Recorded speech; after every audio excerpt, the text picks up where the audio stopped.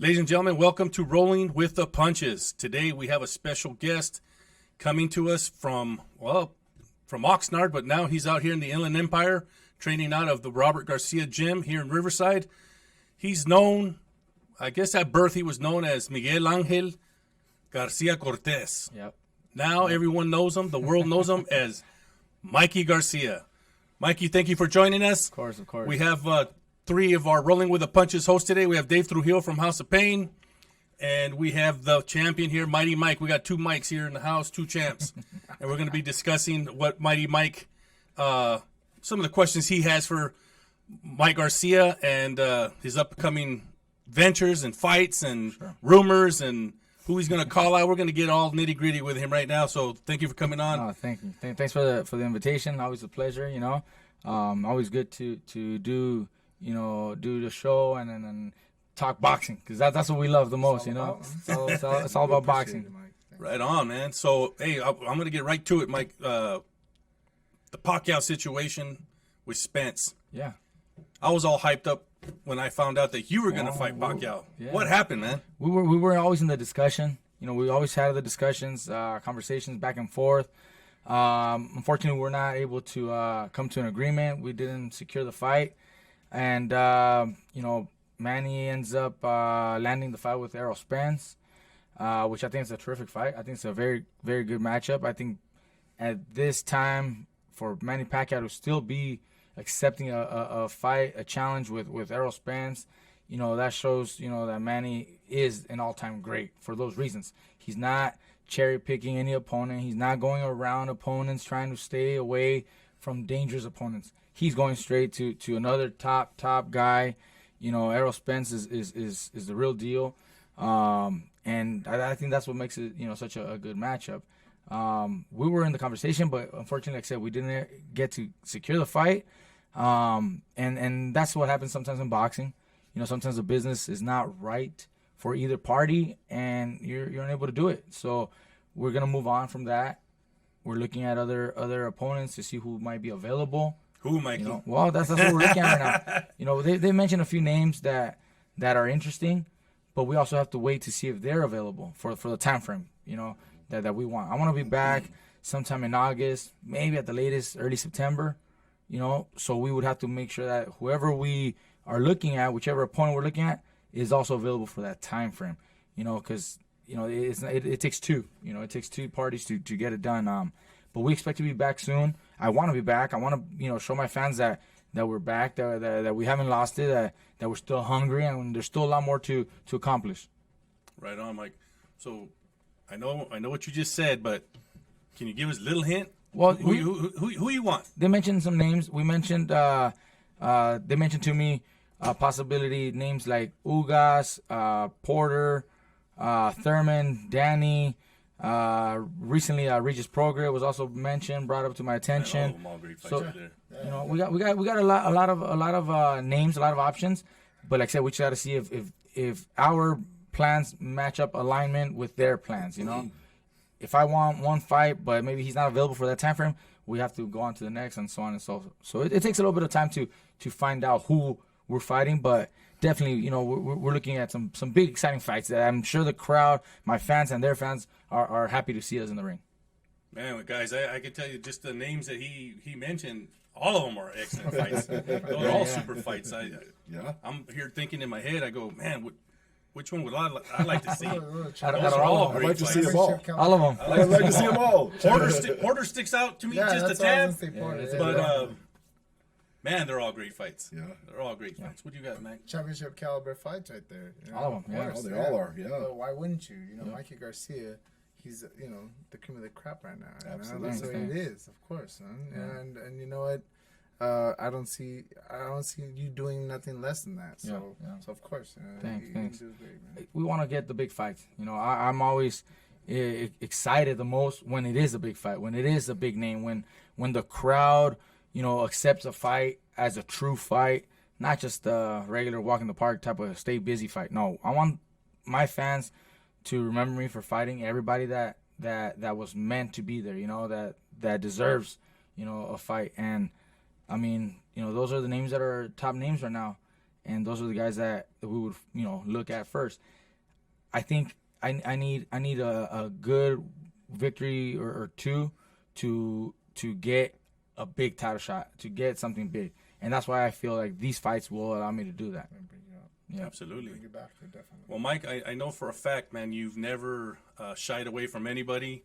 You've always accepted what was placed in front of you. You always took care of business inside the ring as well as outside the ring. And before I get into anything else, I just want to say I think out of anybody, and not just because you're here today, but out of any fighter that I've had the pleasure to meet in many, many years of, one way or another being involved in boxing, that I've never met anyone to me that has made it to the top, has been on that pound for pound list as one of the best fighters of the world, and still stay humble the way you are. I've never met anybody like that, brother, and I just gotta put that out there. You are the most humble world champion I've ever met. It doesn't get to your head, even though you have the right for it to get to your head, but you stay grounded, man, and I that just goes to what your mom and your dad, how they raised you guys. I was just gonna say that, thank you. I don't feel any different. I don't feel any different after accomplishing what I've accomplished in boxing. That hasn't changed who I am, and it comes back to how my mom and my dad raised me, That's it. We come from humble beginnings, just like a lot of people can relate to, struggles and overcoming struggles in life. And I seen it with my dad, I seen it with my mom, and that's always a reminder. And that's why I am who I am. I'm not pretending to be anybody. Same guy you see me, on a Sunday. It's the same guy you see on a Wednesday, and at any event, it's the same energy, same person. I don't feel like I'm any different. Like I said, I've accomplished a lot in boxing, but outside of boxing, I'm a regular guy, just like everybody else. Still trying to hustle and try to make a better living for the kids, for the future, and leave a good example for them. Must be a Mike thing. Hey, you know what? That's right. It must be a Mike thing. That's what it's all about. Right on, man. Trujillo, so what was that question you were going to ask him? Well, it's more of a statement because our gym is based on mentoring children and bringing them up in boxing and bringing them teaching them the humble beginnings, because a lot of kids don't understand that. So we're bringing them up through the humble beginnings. But I have to say that when it comes to being able to operate in the world and the humbleness and what have you, we use you in that gym every day as somebody to look at. The humbleness that comes from you and the way that I could teach these kids to come up to be grounded and leveled all the way through not only their lives, but if they end up pursuing a professional boxing career or anything that they do, whether they become executives in lives or whether they become multimillionaires, to always keep the humbleness and be grounded in the same people. So I thank you for being that man, great. because you got a lot of kids out there that can use this blueprint. That's great. You share that with me, because every time I speak to kids, different group of kids, sometimes at a school or Boys and Girls Club or a gym or whatever, I always try to instill that. Hey, always just be humble. There's no need to change or pretend or think that you're better than anybody. No one's better. And I've always kind of end the conversations with, if at one time later in life, they're going through some, obstacles and challenges in their careers or whatever, but whatever I said helped them get over that or help motivate them to continue and pursue the dreams. If they use any of what I'm saying, if they could share that with me, then that means my job was done. Absolutely. That my message was passed on. Absolutely. And the message, like I said, it's always the humbleness, to keep that drive going, and so that's very, very, nice to hear that you're, showing that to your group of kids at the gym, to kind of, look at me and follow, those steps, because that, like I said, and that's what in the end, that's what I try to do, be a good role model, be a good example, lead by example, and encourage and inspire the young kids, because they really are the future. Yes. And we want to have a good future. Absolutely. We want to have good kids, with good morals and good ethics to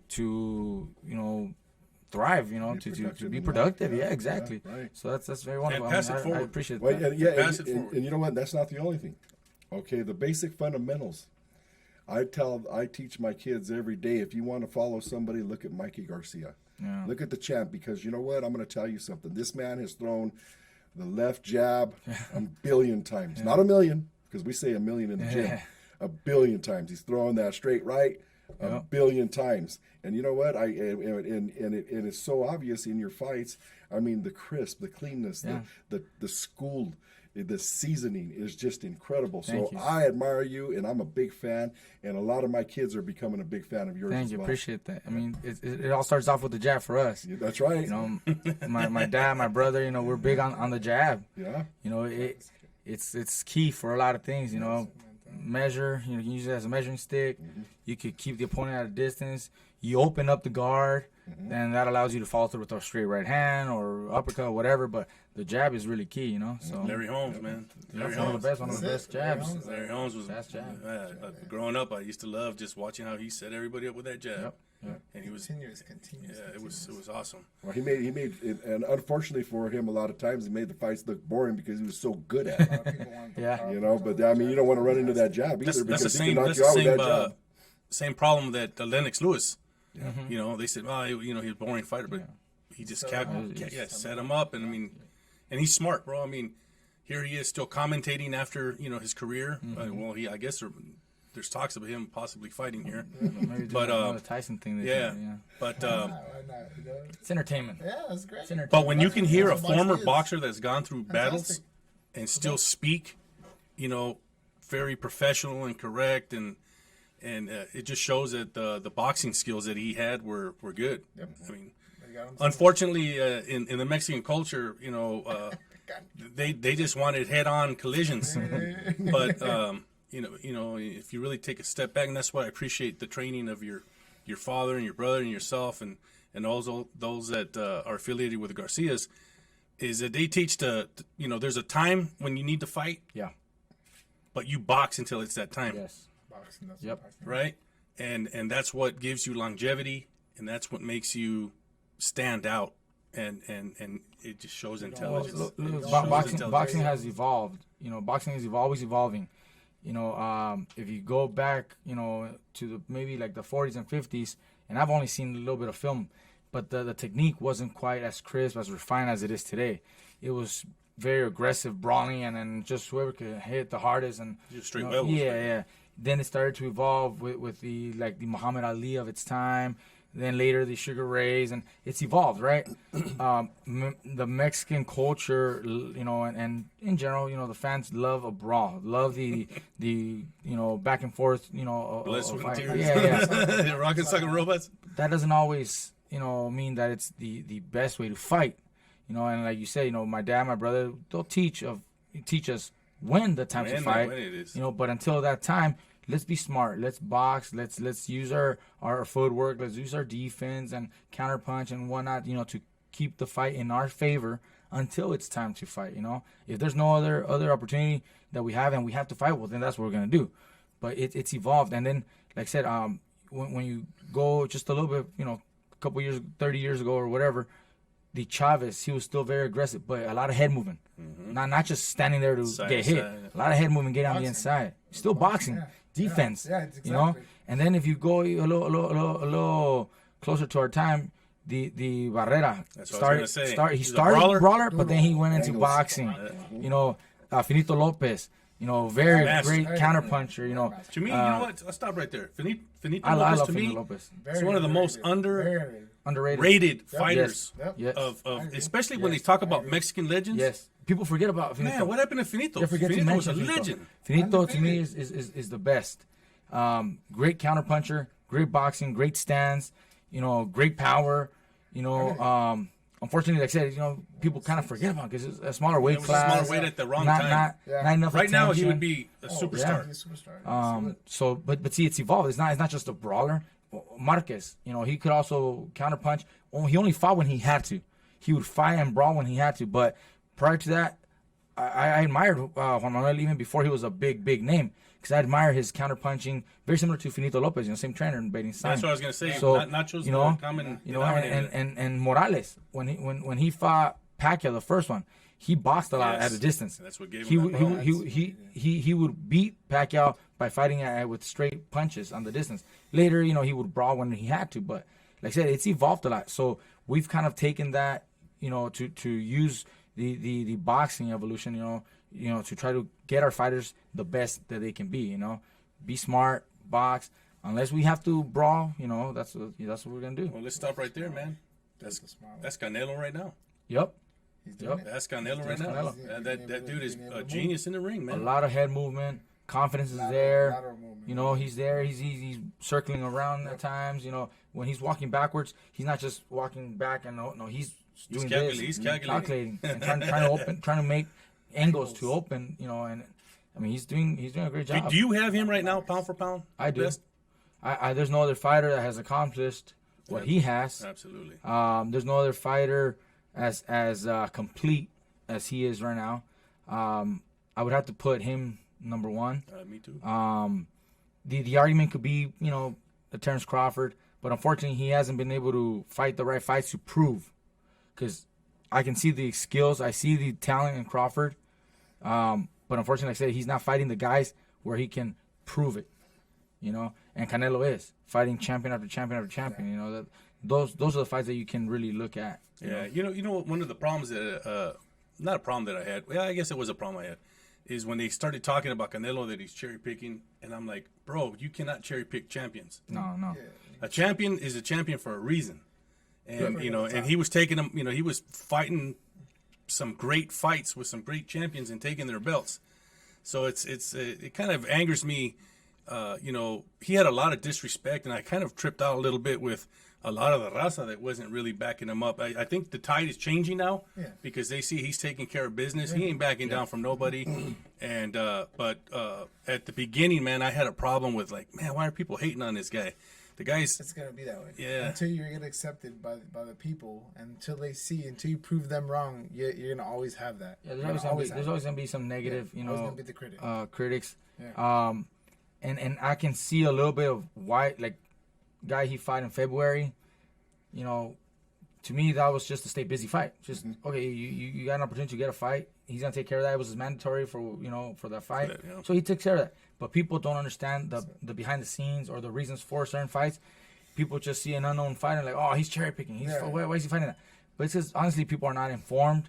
They're not well informed of how things happen or why things happen the way they do. they're watching it from the couch. They're just watching it. Exactly. That was a stay busy. They don't understand that. Yeah. That was a mandatory title defense that he had to, accomplish. But for the regular, general public that doesn't quite know that, they're gonna criticize. But look, Canelo goes there, does his job, comes back 2 months later and takes care of Dallas. 70,000 people. With Saunders. That shows you, who he is. That's next. And now he wants Plant. Yeah. So I mean, you can't hate on someone that's going, champion after champion. Yeah. In between that, you might get these other guys because there's a mandatory. There's stay busy or whatever. You need the warm up. Sometimes you have to. Yeah, you need it. But the general fan doesn't understand that sometimes, and that's why you get those negative comments. And it's also not our responsibility to be teaching everybody sometimes. If not, I wouldn't stop talking to try to teach everybody. Because, one group hears it, but then this group didn't hear it, and they don't understand, and then you just move on. Let's just get on with it. So let me ask you both.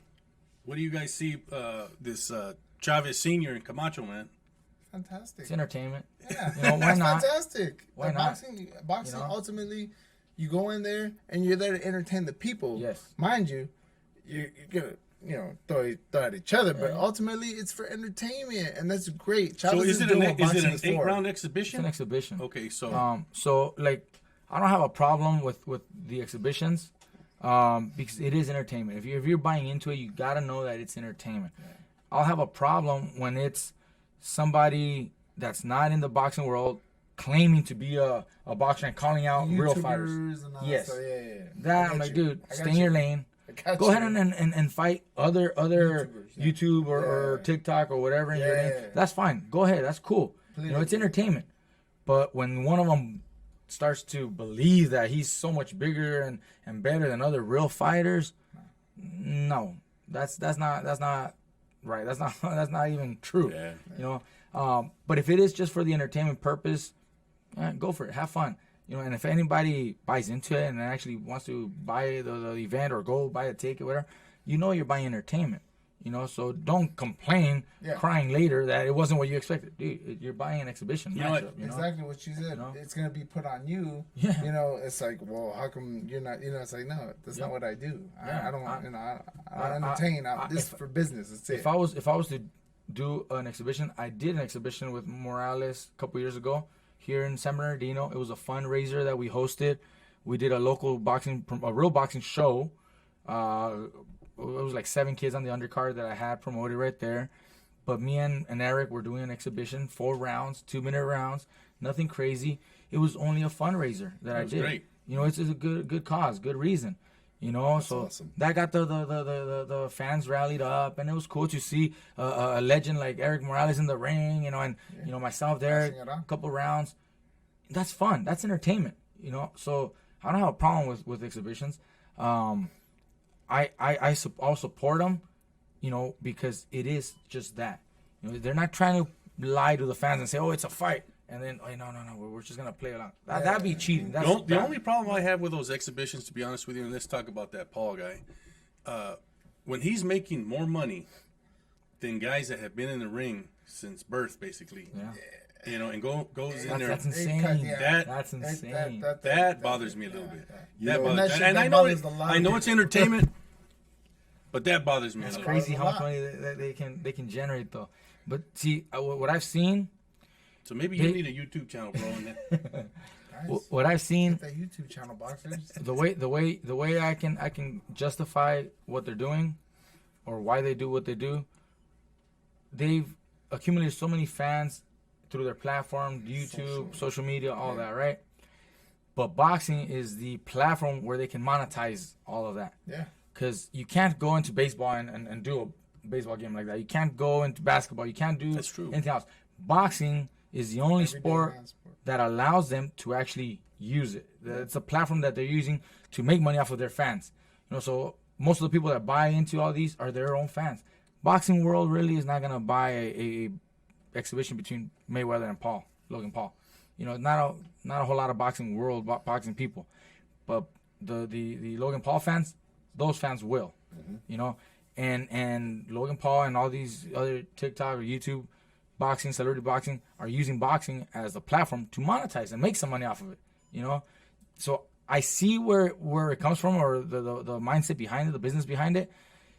I also don't like it that there's other fighters that really kick their ass and they're in a tough fights and aren't able to generate that kind of money. Crawford, that's Crawford. Just look at Crawford. That is horrible. It's horrible to think that's. This Vato's making more money than Crawford should be making that money. Logan Paul made just to dance around. I don't know how much money on that, but he made more than any other fighter except Canelo. He made more money than any other boxer currently right now. That's not Canelo. that's not the. I have a problem with that. The only fighters making more money are Canelo, Fury, and Joshua. Other than that, top champions. Yeah. You know, every other fighter can't make that kind of money. You know, it's weird. I think it just goes to show too the diversity of the levels of the fan base now. There's no more just simple casual fans and then serious fans. I mean, we know the true boxing fan is probably within about 5 to 10% now. I mean, we're the minority. You know, we're the ones that shut the sound off on the TV. We watch it and we pick apart that fight ourselves and we study. You know, but the levels now of the fan base are just it's just so versatile. So, you know, I appreciate that they're using boxing for this reason only because it's boxing. What I don't appreciate though is the fact that they can generate that type of money. Like you said, that hurts right here in the heart, because especially when you know what all these champion boxers or seeking the championships or whatever, the road that they had to go to get there. You know, it wasn't on a social media platform where it was all talk. You know, it was they put up and they put up and they showed they put the time in. You know what? 6 to 8 hours a day, blood and sweat, all day long. You know, the pain that they got to go through. I mean, I'm talking about on a daily basis, the pain that these guys go through. To disrespect them that way, that hurts. You know, so as for a monetary and as on the business side, I understand where they're going with it. But as for, you know, trying to build the platform to uplift boxing. I don't know if it's doing it in a different way, but maybe it's going to bring people back to the true sport and the true fans. Yeah. We have to have some type of draw to bring them in. I just don't think these guys need to make that kind of money. I mean, my gosh, it's ridiculous. I think it amps up boxing more than anything. I really do. You know, I think it helps. It's horrible. Yeah, it is. Right now, it is. We don't know where it's gonna go. I don't know if it's gonna continue. I mean, I think because this ain't the first time. No. Yeah, you remember when I don't know, Mike, you maybe a little too young, but back in the day there was Welcome Back Carter, and they had a guy named Horseshack on there, and he fought Screech from Saved by the Bell. Nice. And that was about 15 years ago or something. That was that celebrity. Yeah, so it was like celebrity boxing. Yeah. So I mean, this ain't really like something new. It really didn't catch on back then, but it shows you, like you just said, the generation that we have now. They have been brought up to be entertained. Yeah, our kids are on the tablets or on the phones, or they're constantly being entertained, right? So it's a whole different audience, and I think these guys are capitalizing on this new generation. They're also capitalizing on the time. Yeah. Right now, see, last year with the whole COVID, the pandemic, we were not seeing any fights. We were not seeing any real live entertainment boxing matches. So the exhibition came about, the idea of an exhibition. You can go around the promoters, you can go around the managers, you can go around the networks, do it on your own, and see what happens. And it was a success. It was a success. So then that leads to another one and another one, and these celebrity influencers with all these millions of followers are taking advantage of that. The time is right. It might not have been right, 15 years ago, 20 years ago, but it is right now. And I think it'll change, it'll shift. It's not going to last, because like you said, eventually the boxing's going to... The reality's going to hit. Well, we got all these great fights coming up. Yeah, some really we good have matches. A lot of good fights coming up. You got some fighters that have been hungry. Like you said, they've been, on pause here for a year and some change. And they all want these fights, especially the fighters like Crawford, bro. That's age is creeping up on him. He knows he has a couple more good fights in him to make that money. And hopefully he gets some of these fights. But you have a lot of fighters, kind of on the tail end of their prime that need these fights now. Yeah. And then the fighters that we should have seen in the last year and a half or so, we didn't because of COVID. So a lot of them, depending on their situation, some of them checked out and took another route, or some of them just hung in there, and are prepared for that call. But regardless, I think we got some great fights coming up this week, man. We got some great fights. You guys know about the fights this week? You're going to be in Vegas this week, right? I won't be in Vegas. My brother, my dad, and the team, they're going to be in Vegas. We got a couple fighters there. It's a top-ranked ESPN show that they got going. Then the following week, my brother stays busy with all the fighters. We got so many fighters. Sometimes it's even hard to keep track of who's fighting, on what day. I know this Saturday that's a good thing. Yeah, a good problem to have. We have Lindolfo Delgado fighting, and we have a kid, Eric. He's fighting. They moved Bam's fight to next week, so Jesse Bam Rodriguez fighting next week. And then like a week later or 2 weeks later, we have Hector Tanajara fighting. The guys are always fighting. So it seems like my brother has fights almost every weekend. Really? Every time I turn on the TV, he's the on only time there. I really can see him is on TV, or if we get to go down to the gym and spar. No, he is a very busy. Fantastic. Beautiful success. The whole family. Yeah. What a beautiful success. Thank you. And it's a beautiful franchise. Guys like me, I'm an entrepreneur. I've been an entrepreneur my whole life, and so now that I'm pretty much was forced kind of a little bit more into retirement because of the COVID, and I went ahead and did the thing with the kids and the mentorship. I'm always looking at who can I mimic or what kind of blueprint can, because success, the wheel's already invented. Yeah, don't reinvent them. You're not going to be able to reinvent the wheel. So you look at the successes. So I've been fortunate to be at the Garcia gym and see how that works and how it runs. So it helps me know what I'm going to do with our gym. Joel Diaz, same thing. The Diaz brothers and how they work with the Boys and Girls Club and building their foundation up through the mentorship programs through there. So I admire you guys for everything that you guys are doing, those success stories, and they're there because they're rooted. They were started the right way, and you've been around forever. You know what I mean? And that is the blueprint for success. So Yep. anybody coming up thinking it's going to bring in something new, guess what? It's already been tried. It's already been done. Just wisen up and understand. Yeah. You know, follow the wheel. It's already been invented, and these great people like this are the ones that pioneered it. Just to add, you know, a lot of people just see the success that, you know, my family, my dad, my brother have had recently in the, say, 10 years. But they don't realize that my dad started it, you know, almost 40 years ago with my older brother, with Danny.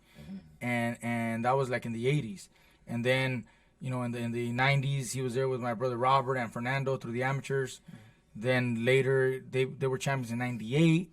You know, Robert retired like in 2002. Fernando stuck a little longer, like 2004, 5, somewhere in there, retired. Then I came about, turned pro at 2006. So, I mean, it's a long journey. It's been a long journey.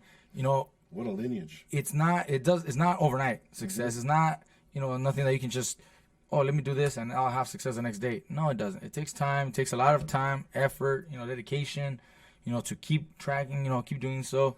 But it's there. So anybody that can follow that, you know, footprints like that, it's gonna guide you in the right direction. Yeah. You know, that's what. You know, Mikey, what you just said right now reminded me one time when your dad was at my brother's gym, and he saw the amount of little kids he had in there, and he said, "This is what you really do when you're a trainer." Yep. He goes, "If you can develop them from this age on, yes, you're a trainer." Yep. He goes, and basically he was saying, this is what I did, and That's it just what he did. reminded me of what with his brothers and all the way to him. Yep. He raised them, he guided them, and he kept them focused and on that track. And that's one thing that I remember your dad telling my brother. And he said, just you're doing the right thing. It's going to take you a little longer, but just be patient. It'll come. That gem will pop out. He goes, and once your first gem pops out, then others start coming. they start coming. That's what happens. That's the way it works. Like the boat. You know, my dad used to have the gym in Oxnard. He used to run the Colonia boxing gym.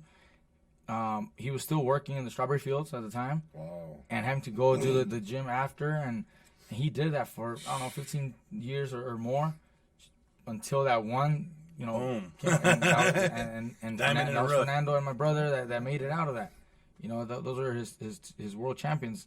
You know, but he started them when they were kids. They were 10 years old. You know, Robert was 5 when he started, and Fernando was about 10 when he started. How about Danny? How old was he? Danny was also a little, like 8 years old when he started, like All young. playing with it, but never really boxing. Just to get, because my dad loved it. So when he was, you know, he'd play with them a little bit. When he was like 8 or 10, he says, but never really like to train. Danny started a little later once they were out here in Wilmington area, and then when he was turning pro and all that, he was in El Monte, South El Monte with Ben Lira. With Ben Lira. That's when he got on it. But he did it a little bit as a kid, just for fun, you know, not training. But the seeds were planted. The seeds were planted, exactly. You know, you start with the kids. That's where it starts. That's what's important. I mean, I think a lot of parents out there, man, they if you want to keep your kids off the street, plant those seeds early. And even you know, sometimes even with my grandkids and things like that, you know, they're good for about 10, 15 minutes at the most, and then they want to bounce. But I know if I keep on doing it, they're gonna grow up with it. They're gonna remember all that. Yeah. And you know, thank God my kids are all athletes, and it started with I put them in, you know, boxing and jiu-jitsu and every you know, baseball, the whole 9 yards. But those seeds are planted in, and all those seeds are about discipline. You know, it's all about Boxing's discipline. great. And you know, boxing I think is the most disciplined sport. You know, when you see a boxer train, it's a complete different animal. I don't think anybody trains as hard as a boxer, and it's tough. It's a tough. Wrestlers are right there. Yeah. You know, Yes, sir. they're right there, but if you got both those backgrounds, man, you're a tiger. I was just about to say I love wrestling too, and I was wrestling, and As You know I had to say that, boxer bro. as 'Cause I well. saw you getting heated a little right. bit about the wrestling. I was like, what? Wait a minute. Let's talk about wrestling too. Now, I was getting heated because you guys are talking and not allowing me to ask my question. I'm over there. I okayed this question with Mikey even before this. All right, go for it. So you know what? I gotta ask you This this. is gonna be Mike. a mic on mic conversation. Mic on mic. That's it, baby. That's With it. 2 mics. You know what's up, man? Four You know mics. that's it. 4 mics right here. Okay, so you fought and beat Jesse Vargas by unanimous decision over 12 rounds. Okay, what are some of the exercises or combinations, special combinations that you may have worked on, and what or that were different from the fight prior to? Sure. Look, when we took on the fight with Jesse Vargas, my dad and my brother looked at a video I filmed just to see what he does most or what's most dangerous about him. We realized that he has a pretty dangerous hook. He kind of ducks a little bit and throws a wide hook. And so we had to watch out for that. So that was something that I had to watch out for. Always keep my hand up or roll underneath it. But then what I do to counterattack that, So we practiced on a few things. It was always the rolling under and coming over with my own right hand. If I was close enough, if I wasn't close enough, small little step back, and when he misses that punch, then I can come back with my overhand right. So that was something that we practiced a lot for that fight. He is a lot taller, longer reach than I had, so we had to work on other things. On the way inside, a lot of head movement to try to get on the inside. And then, like I said, if we were on the outside, just watch out for that left hook. Other than that, I fight pretty much, the same. I'm not going to change my style too much, but we do pay attention to certain details. I try to do a little more footwork than my previous fight. My previous fight, I was just too stationary. I was too stiff and flat-footed. Yeah. So on this one, we try to move a little bit more. We were what else we practiced on that? Overall, like I said, the footwork, try to move more than the previous fight, and those combinations, those overhand rights after his left hook were the key, that we saw on film, and it worked out. It worked on the fight.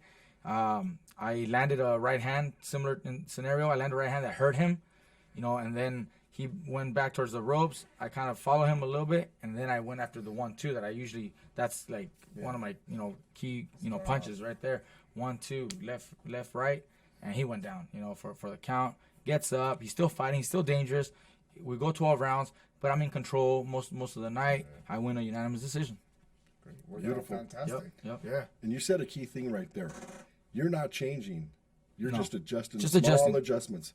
And you're not going off of your game whatsoever. No. And that's what I admire about you. Yeah. That's a beautiful small thing. adjustments to counter whatever my opponent, is doing or does best. We tweak it just a little bit, but I don't change my style. I'm not all of a sudden going to be a different fighter. Right. But we just, practice a few things that we know are going to be essential on fight night. Right. And, that's key, especially for my kids to hear this because, everybody wants to be every type of fighter there is out there. They want to be straight up head in, toe-to-toe bangers or, then they want to switch up to do all the angle shots. They want to be a Lomachenko, then they want to be a Canelo, then they want to be a, it's like, guys, you can only be one thing. It's who you are. It's who you are. So it's, whatever you are, we have to just make the best out of it. Make the best out of we that. Can't change into somebody else. Refine it, polish it as much as you can. Teach a little other things just in case you need to make those adjustments. But, you are who you are and don't try to change it.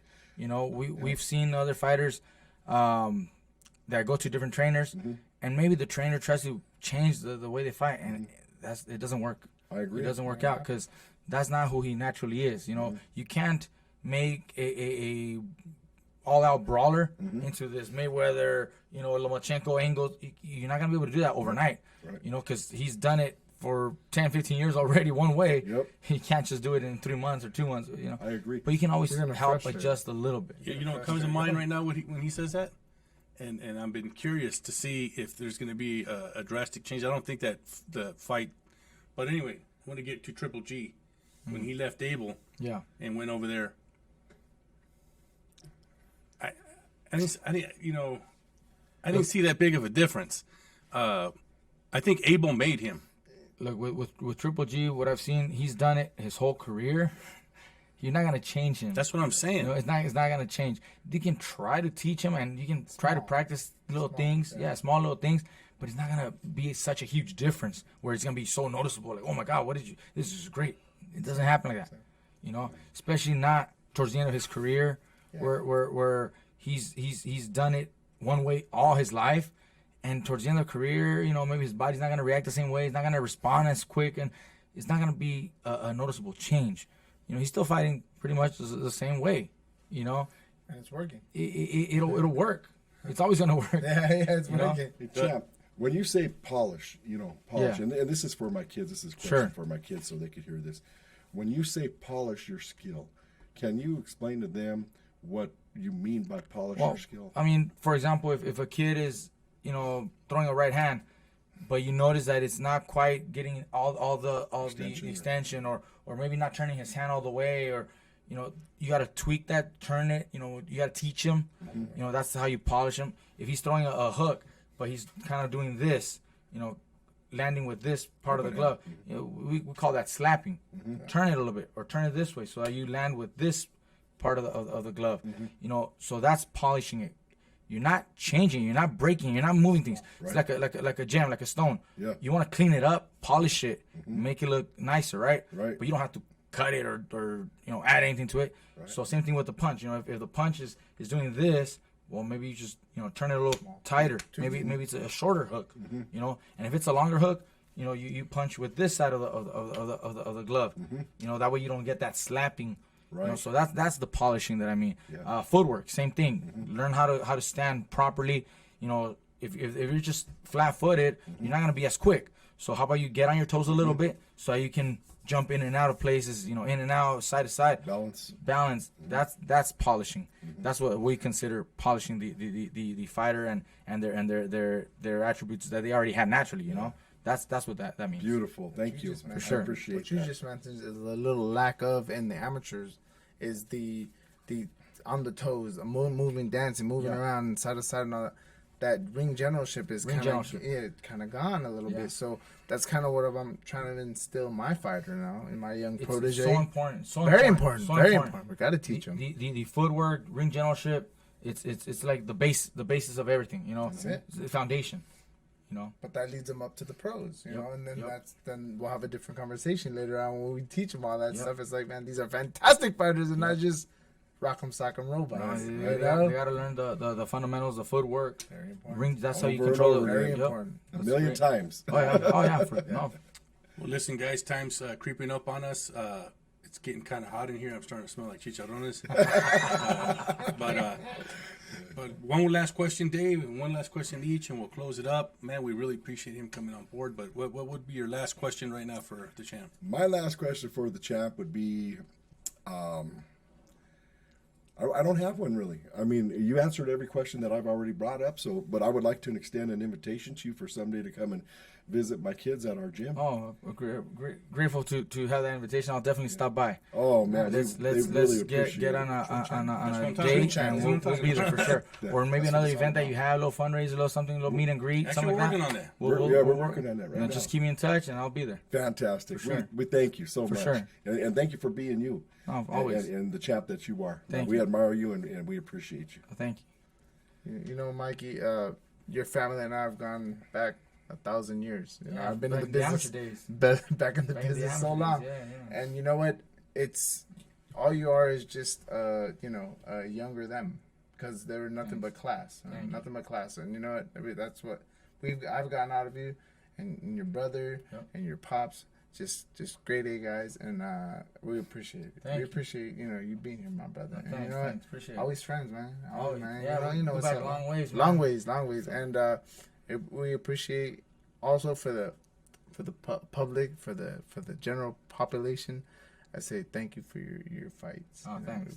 Absolutely. Trying to give the fans the best fights that I can. We can totally tell, bro. Give them memorable nights. You know, nights that they can continue to talk about. You know, for years, even after I'm done boxing. Legacy. That's what I want to. That's what it's all about, bro. That's what it's about. We appreciate that. Thanks. So my last question is kind of how we started this whole thing. I knew that was coming.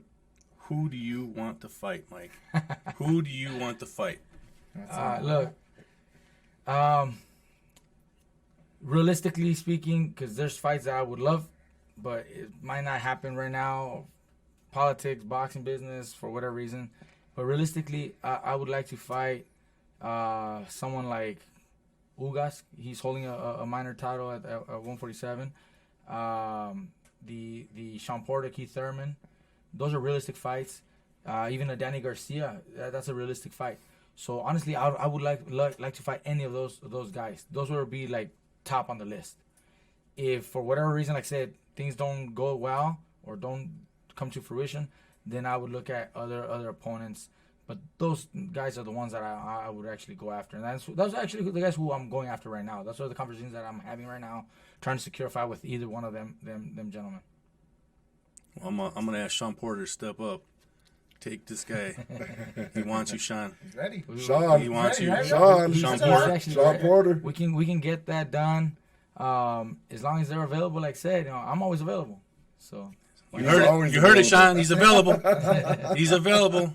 Now, if this fight gets made, You heard it here first. You heard it here. Rolling with punches. Mikey Garcia is rolling with the punches. That's Coming right. after Shawn Porter. I think Right it's a on. great fight. I think it's a great Oh, fight. I would match. love to see that fight. The styles, match perfectly for that fight. So, I think that's a fight that the fans would really, really appreciate also.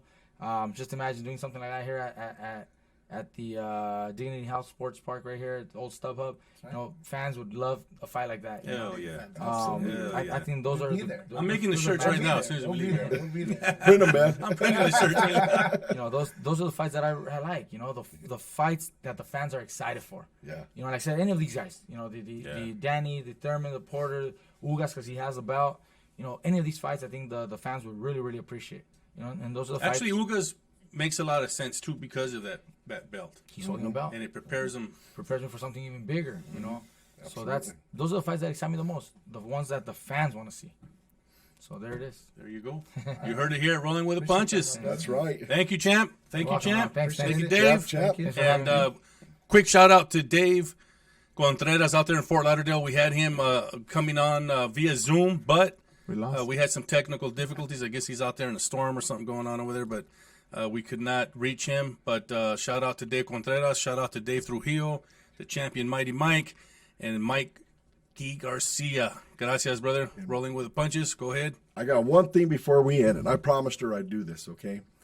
Today is me and my wife's 33rd anniversary. Oh, wow. So Fantastic. happy anniversary, Hey, baby. congratulations. Love you. Thank you. Great job. Great job. Thank you. 33 years, huh? 33 years. You Yeah. got me beat by 3. My wife and I have been 13, and it's been great. That's awesome. I still remember just the 3. Over and over again. Kind of like Groundhog Day. No, just kidding, babe. We're good.